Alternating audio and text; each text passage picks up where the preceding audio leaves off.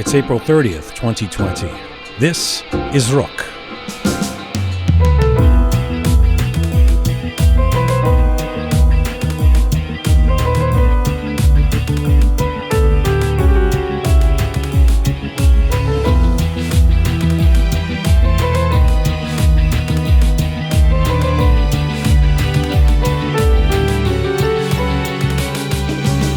One of the common traits of those of us in the Iranian diaspora is that we almost all lived in more than one place.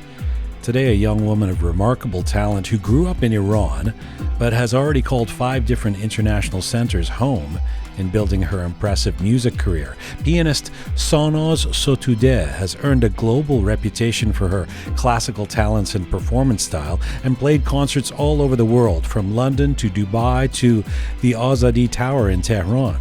She joins us to talk about piano, prominence, and plans in a pandemic. This is Conversations from, to, and about the Iranian diaspora. I'm Jian Ghomeshi. This is Roqe.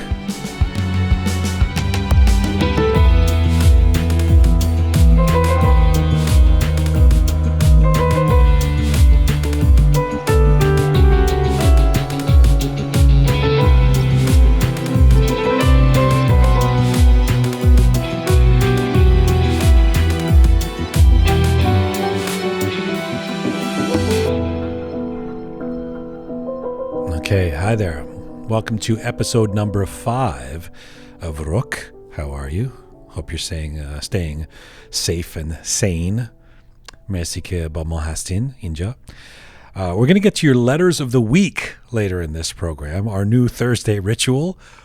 We just started it last week, but we just started the show 2 weeks ago, but it's a ritual already. Our letters of the week, we're getting a lot of messages. They're not really letters. They are posts that appear on our Instagram or YouTube, messages that people leave, comments they make, or emails directly to us, and I will crown the letter of the week, which has no prize yet, but eventually it'll mean something. Sarah from our team goes through them. I get to see them as well, and she tries to respond to as many as she can. So does Reza, a member of our team who's actually here, sitting here today near Shaya on the other side of the glass room, social distancing between themselves, of course. Hi, welcome, Reza. Thank you very much for having me. I can barely hear you, but that's okay. Yeah, I'm glad to be sitting beside Shaya. Groovy Shaya, I might say. You are sitting beside me. You're sitting 6 feet apart. That is correct. Yeah, let's not give the impression that you're actually sitting super close. By the way, I love that your name is Reza. Yeah, you've been part of this team for a while, but I haven't said this to you because you could really just be anyone. I mean, Reza is like 95% of Persian males. That is true. Reza is Persian John, essentially. And I saw I don't know if it was like a piece of mail or something from like a contract or something that had your name on it. Oh boy. And it said Mohammed Reza. Oh man. Which is that's really your name? I'm never going to forget. Is that your name? John. That is correct. Yeah. So your parents basically said, "Oh, we're having a boy. Let's come up with a really unique name." Mohammed Reza. Yes, that is exactly. In Mohammed Reza. همه میدونن که بچه ماست دیگه. Mohammed Reza. That's right. Yeah. There's only one.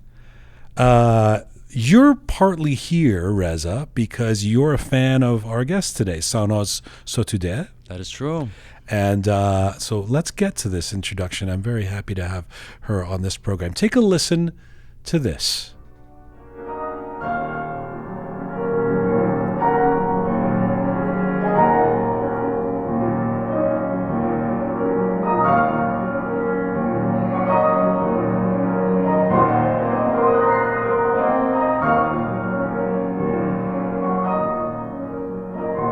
Sounds of Maurice Ravel, performed by today's guest at a concert at King's Palace in London, UK. That was in 2013.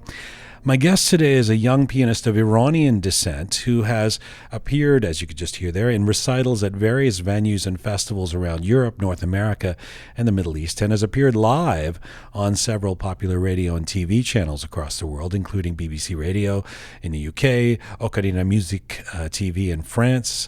She's also performed everywhere from the Orpheum Theatre in Vancouver to the Azadi Tower in Tehran just a couple of years ago. Sanaz Sotoudeh grew up a child prodigy. She started playing piano in Tehran, her hometown, at a very young age, and continued her professional development into higher education with a master's from McGill University in music, and then a postgraduate study at the Royal Academy of Music in London on a full scholarship. After stints of living in Montreal, London, Dubai, these days Sanaz is based in Vancouver, where she performed with the Vancouver Opera Orchestra last year, and is pursuing writing and recording music that fuses Eastern Persian sounds and classical Western traditions. We will get to all of that. Right now, Sanaz Sotoudeh joins me from Vancouver. Hello, Sanaz. Hello, Jian.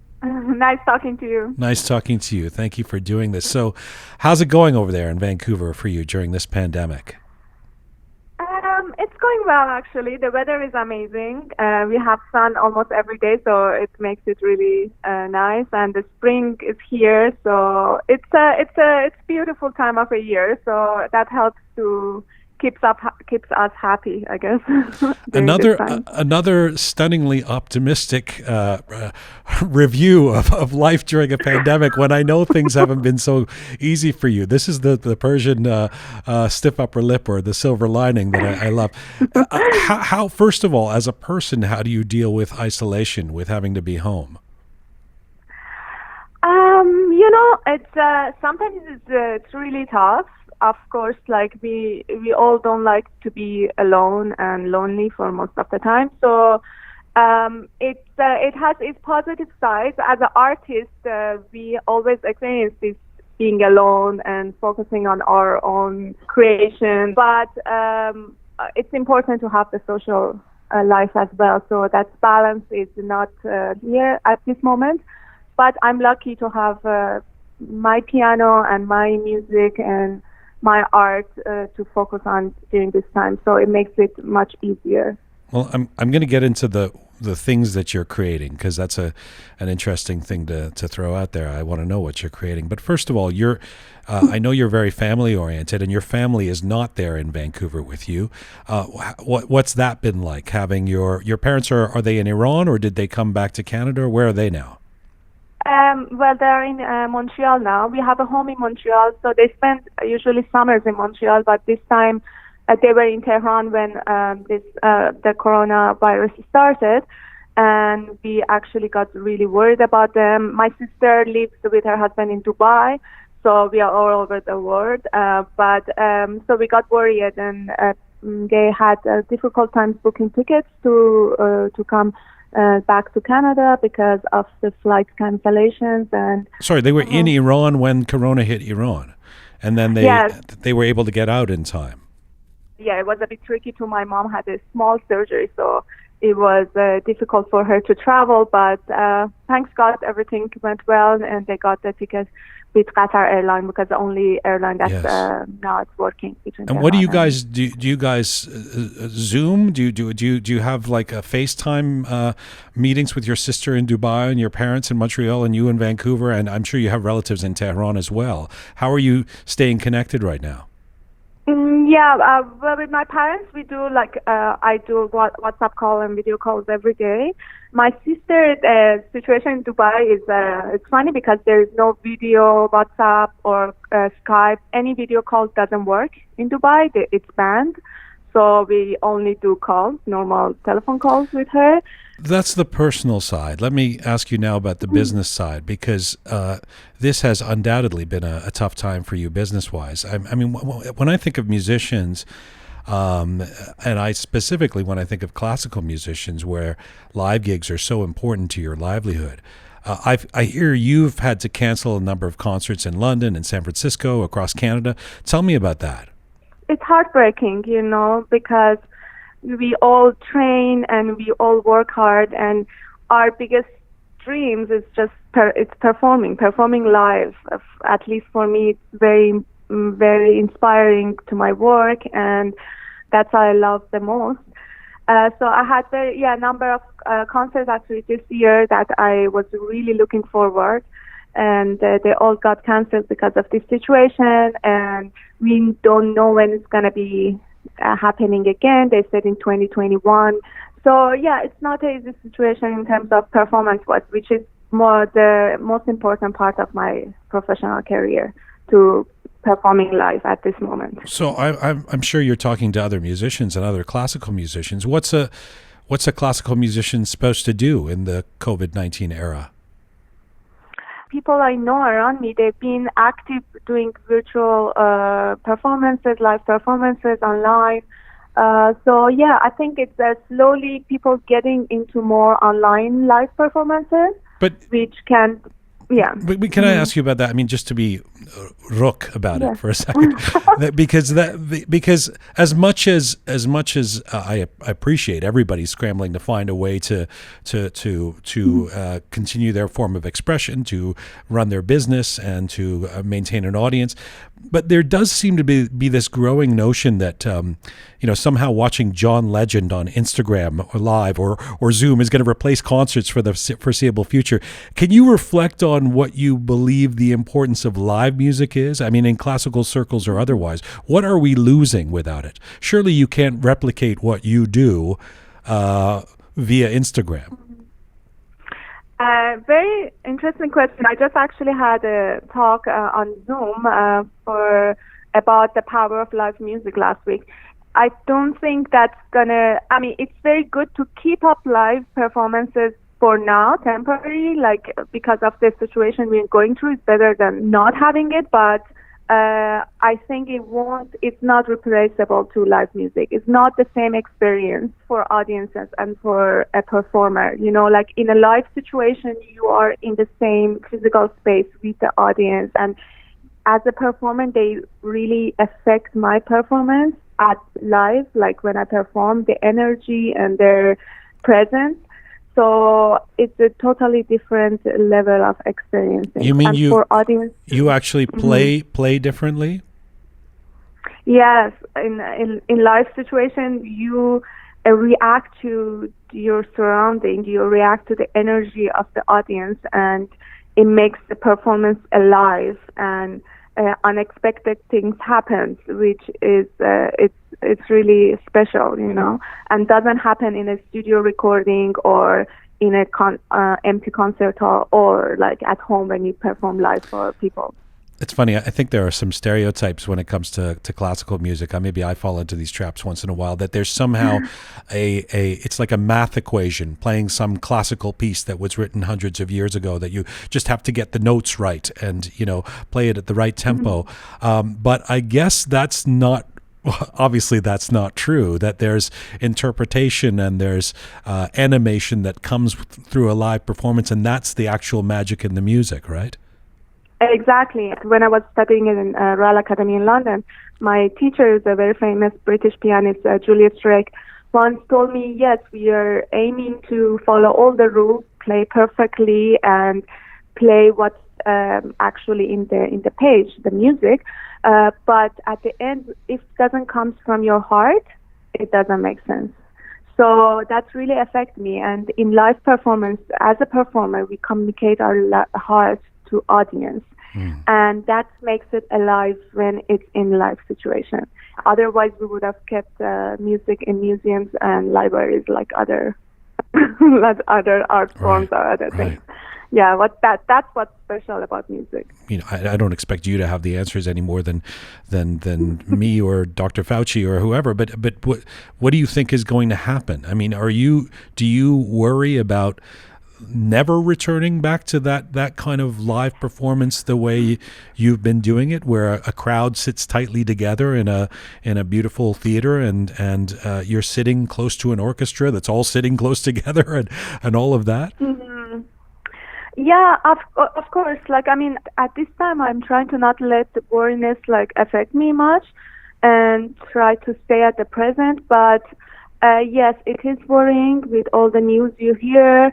I think it's going to be a real crisis to our field, performing arts, if this never going to happen, or it's going to be replaced by online and virtual life way of performance. When I had this speech, there was interesting facts that I researched, that how live performance really affects health in our social life, and affects people's health. Right. And it's important for people in the society. And I really hope that we don't lose that. You said during this time you've been creating things, though, so that you've got that. Take me through some of your daily activities presently. How do you occupy yourself? Well, I'm learning some new music, and also I'm working on my project, which is inspired by music of Eastern music, and also learning how to improvise more different in different styles in jazz and other and also Eastern music. So yeah, I'm learning new skills, which is I'm happy for it because I always wanted to have time for this. And and daily practices every day. I'm practicing hours and hours, which is also good. So how does a musician, even an acclaimed one like yourself, a pianist, learn to improvise?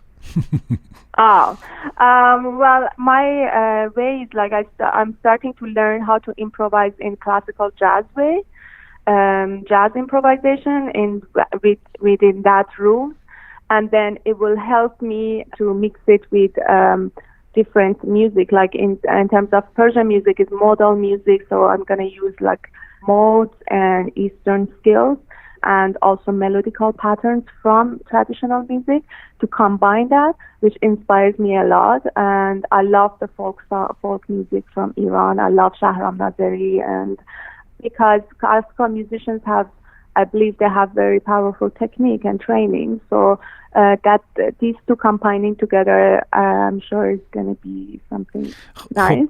خب ببین ساناز جان یه پیانو داری where you are right now. Do you have a piano in your house, in your apartment, or?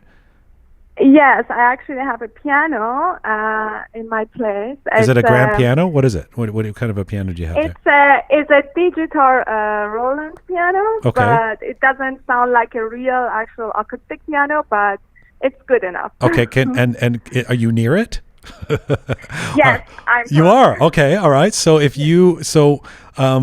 can you just play us something? Like play us what? I mean, I'm going to ask you to play a couple of things. I was thinking if you have a piano there, you could do some jazz improvisation for us, but you could also talk us through what this fusion of styles that you want to do is musically. But whatever you want. I mean, you want to try playing something and see if we can hear it?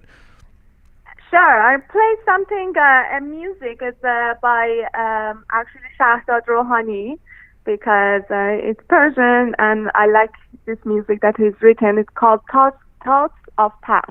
Okay. So I'm going to play a little bit of that. Okay. It's kind of mix of classical and Iranian music. Okay, Written for piano. Okay. All right.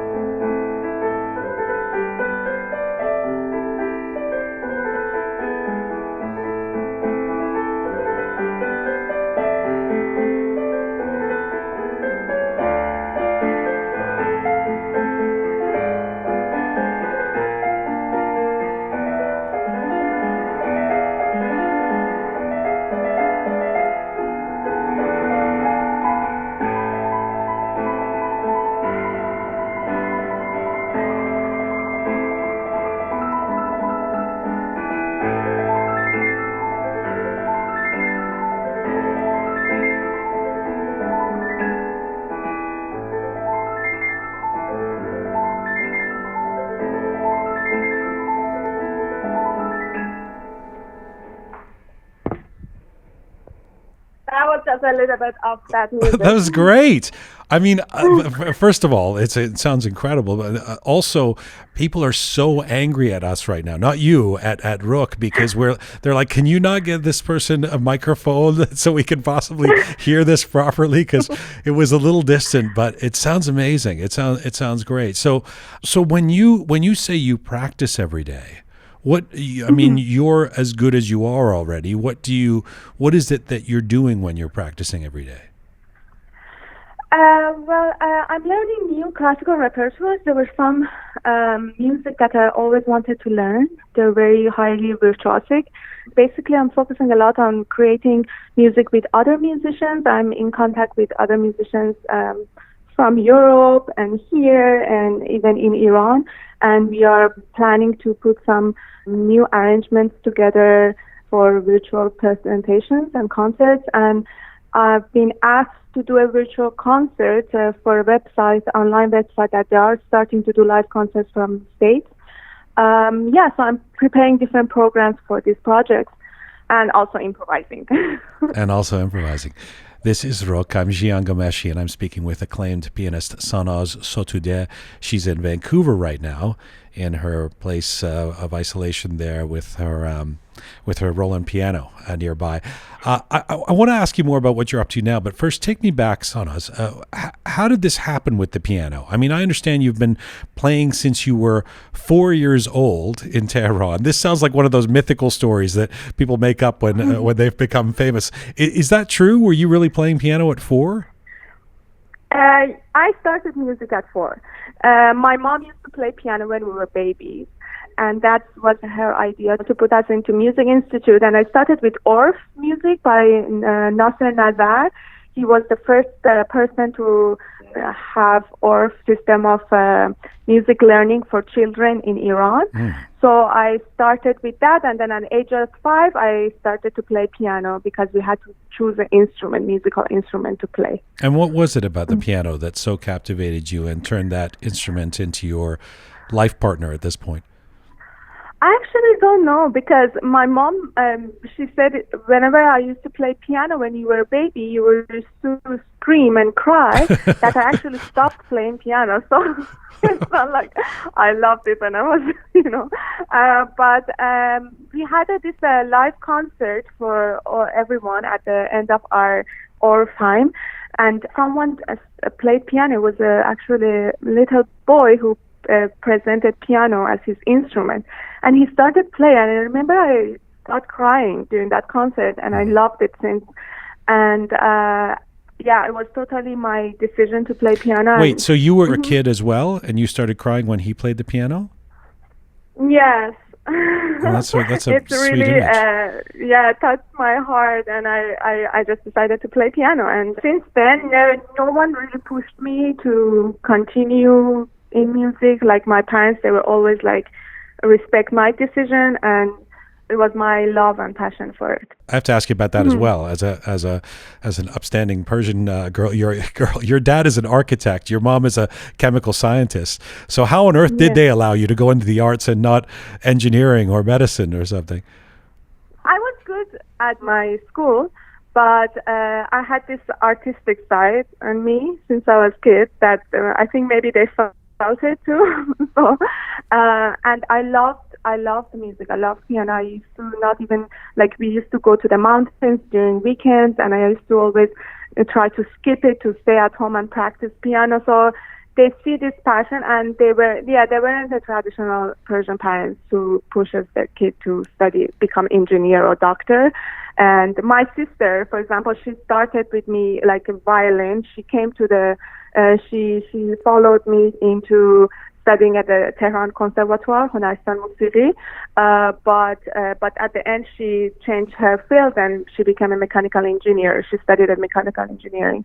So they really let us to decide what we want to do. And so what does piano mean to you now? I mean, what's your relationship, if you will, with the piano? I think about some musicians with their instruments, famously guitarists, right? They develop a relationship. This is my baby. B.B. King used to call his guitar Lucille, and Lucille would come on the road with him.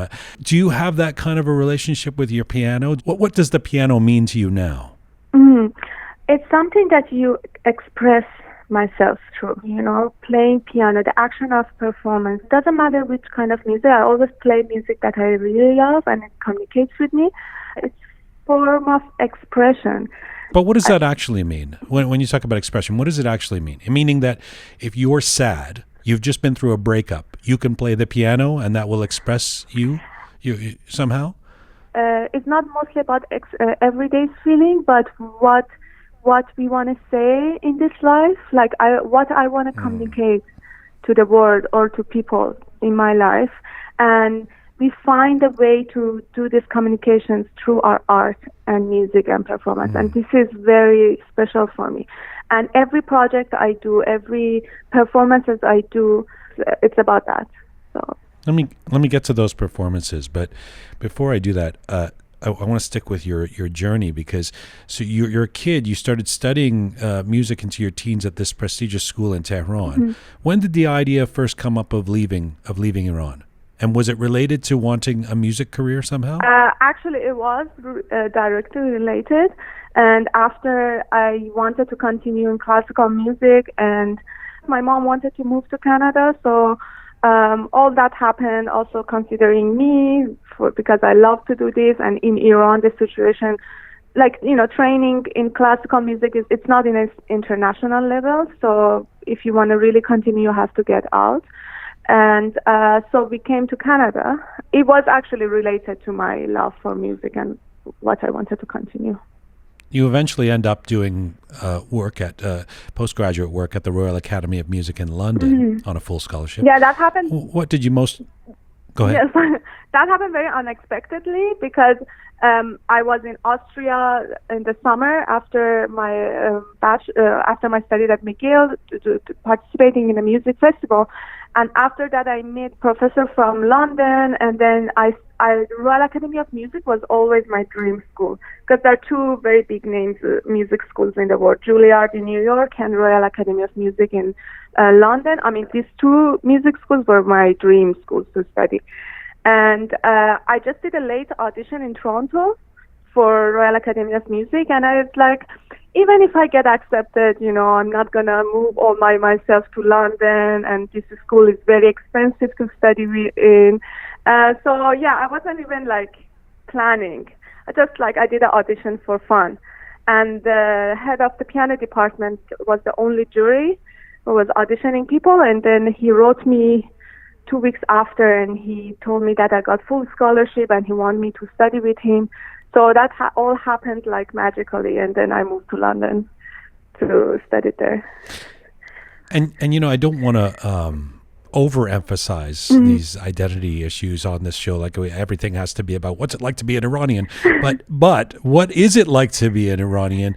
Like a girl who grew up in Tehran. I mean, I can't imagine there were tons of other Iranians at the time that you were there at the Royal Academy of Music in London. So what was it like for the Persian girl to suddenly be studying at one of the most prestigious music schools in the world? I think it was only me as an Iranian, as I remember, when I was studying there. And you're surrounded with all this European, students and people who are classical music is part of their culture. It was very special for me to be around really high level musicians of my age and studied with them there. But there is no difference. If you're good at something, then people recognize and give you recognition, and doesn't matter which background are you. But I created lots of projects during that time related to my background, music and culture and poetry and literature in London, which was very interesting for them. And it was based on the European interest in Eastern Oriental music and literature, which was very interesting. So you live in London for a while doing that. I know you've lived in Dubai for a little bit. You grew up in Iran. You've lived in Montreal. You're in Vancouver now. At the intro of the show, I was talking about how a lot of us in the diaspora, we're people who have lived in a number of different places and have to sort of sort that out in our minds and in our emotions and so what feels like home for you? How do you identify yourself with all that? Yeah, very interesting question. And it's very adventurous to go in different places and start your life and connections all over every time.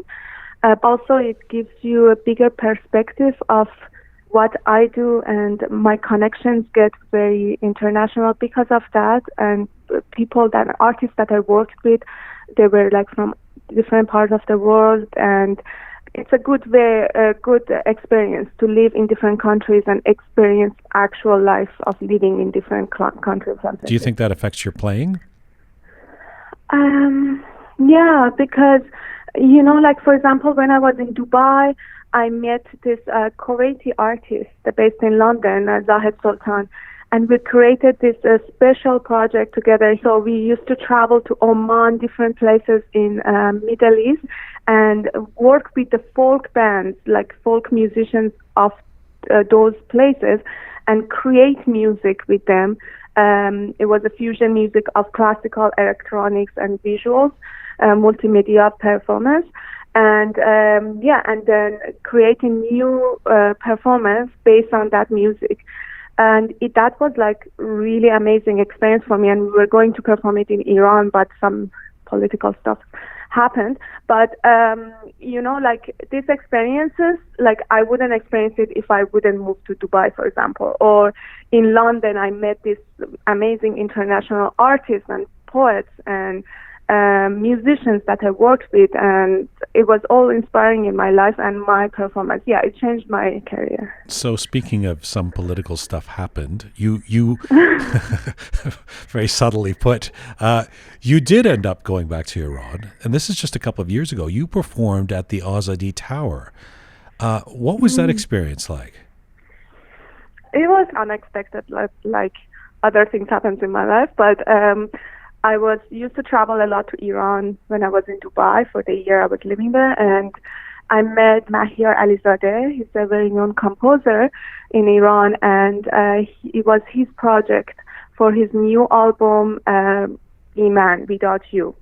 And he proposed to me to perform in this concert at Fajr, International Fajr Music Festival, and that was happening at Azadi Tower. And loved the music that I performed with amazing musicians from Iran, and also like the venue. It's one of my favorite venues in Iran that I always wanted to perform. So yeah, it was beautiful. What was it like emotionally? I mean, what was going through your mind when you were performing and realizing that you're sort of at the epicenter of symbolism of so much about Iran? You have all these dreams in your mind. Like one of my other dreams is to perform at Persepolis. So all of a sudden, like it happens. Like you think that they're gonna happen in far future, but then suddenly happens, and it just like this. The feeling is like, oh, I can't believe it. This is so amazing, and I'm performing at this historical place, but at the same time it's real, and so it's very magical. Did it feel like were you emotional in the sense that you've sort of come home, or did it feel like a gig? You're based in Canada now. This is your home. Did it feel like you were revisiting somewhere that you remembered? When I went back to Iran and worked with people and did a performance, the feelings of being in Iran, it always feels at home, and I felt really at home. And no matter how long I've been living outside Iran, I lived most of my life outside Iran than in Iran, and people in Iran had changed, so I wasn't really familiar with like the new culture in Iran. But when I was there and I was performing, I never felt I'm a stranger. I felt I'm at home.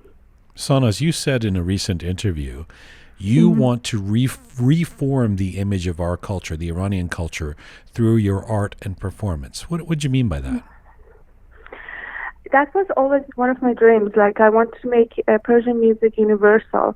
We have great literature and music, and they all have this beautiful message behind our poetry. And this is very special to me, and I always wanted to communicate it to the universal audience. For piano especially, there haven't been much compositions inspired by Persian music that are competing in the same level as classical music. Mm-hmm. One of my goals to create arrangements and compositions for piano, and also working with traditional Persian musicians on creating new music composition inspired by our literature and poetry. Right, but not just for the outside world. It sounds like you're speaking to Iran itself as well, because you've said, I want to do concerts with musicians from my country, I assume you mean Iran, to perform music inspired by our poetry and literature, because I feel strongly that it's time to save our country and culture through art once more, the same way that Hafez Ferdowsi did through poetry before. Tell us about that.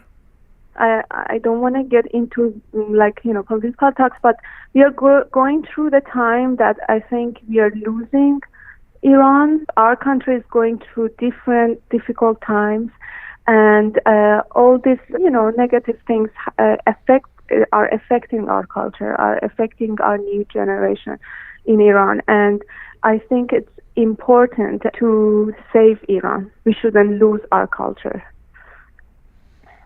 It's so very good to get to talk to you. I thank you so much for doing this. We're gonna go out on some music at the end of this show. That is this performance of a piece called Nostalgie that you did with the Vancouver Opera Orchestra last year. That is just so beautiful. You're in the middle there playing on the grand piano. Can you tell us anything about that music that we're going to hear? Yeah, that music is by composer Loris Cheknavarian. He's Armenian Iranian composer, and he nominated as an ambassador of peace from Iran, also from UN. And he's a very inspiring composer, and I loved his music. So I decided to perform that with Vancouver Opera Orchestra in Vancouver. And yeah, I hope you enjoy it. Take care of yourself out there in Vancouver. We can't wait to see you in live performance again, and we'll watch you on our little screens for now if you do any virtual concerts. Thanks so much for doing this, Sanaz. Thank you, Jen. It was lovely to talk to you. Bye-bye. Okay, bye-bye. Sanaz Sotoudeh is a globally acclaimed classical piano player. She joined me from Vancouver, Canada today.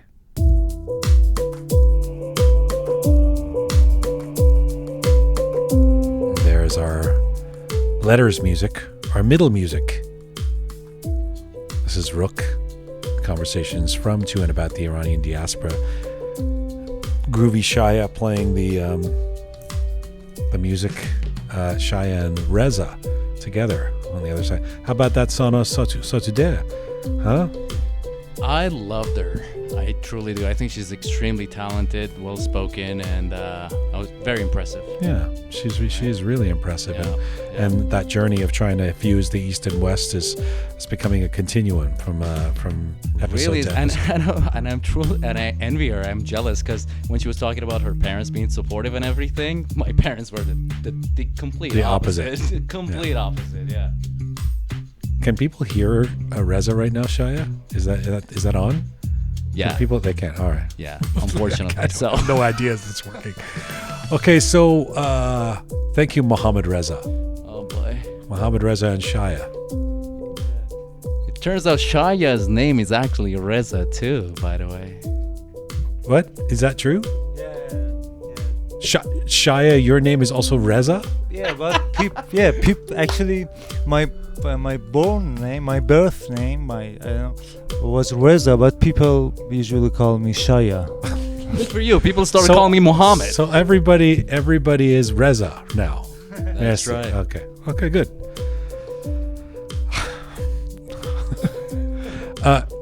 By the way, I just wanted to, before I get to the letters, just to do a quick a little shout out to there's a website that houses or promotes Iranian TV shows and movies, and it's called Iran Proud. Some people might know of it.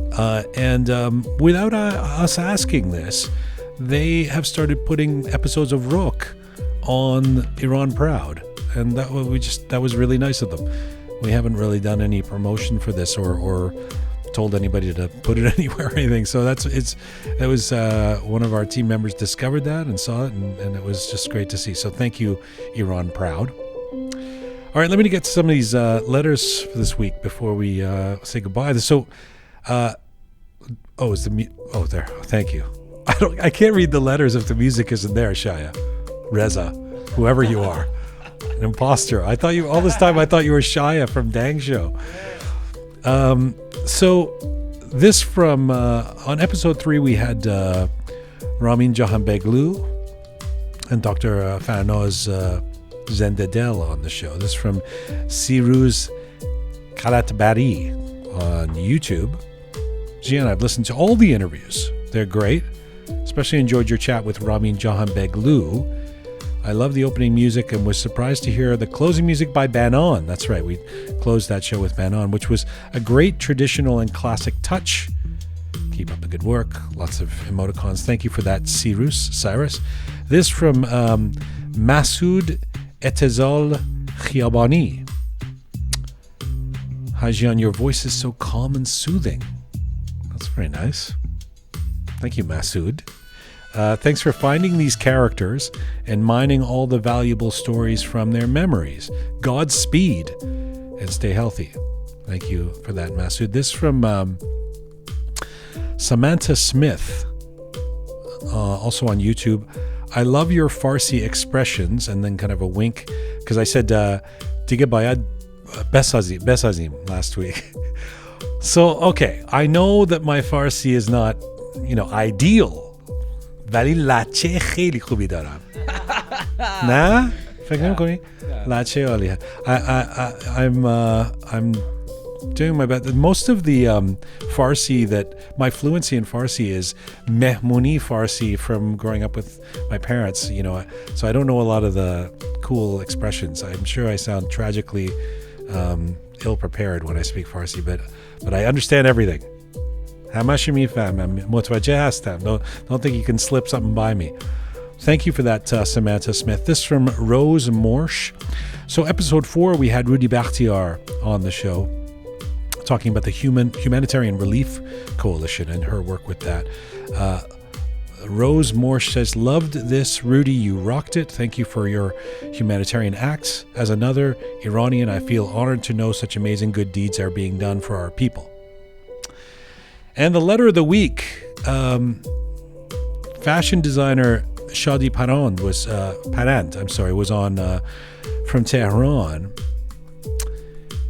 She talked about how she's embracing this time creatively, doing her best to keep an optimistic mindset for this moment, creating change in the world.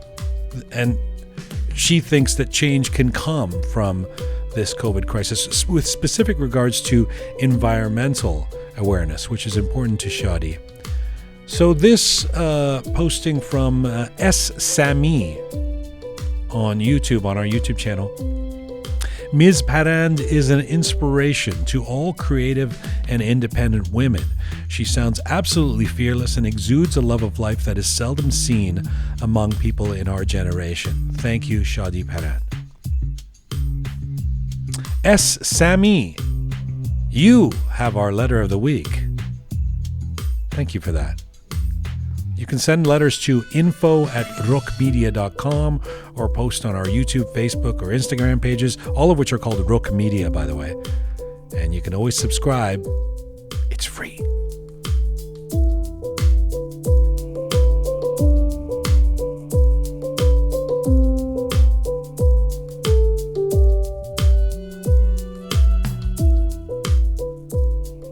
Okay, so as I promised, I want to play you a live recording of Sanaz Sotoudeh with the Vancouver Opera Orchestra last year, doing this piece, Nostalgie.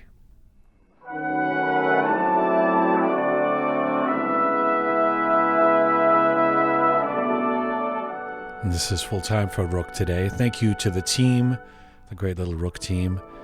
Thank you to all those who are helping us out and sharing this content and starting to spread the word about our program. If you like what you hear, please subscribe. I'm Jian Ghomeshi. Mizun Mashi.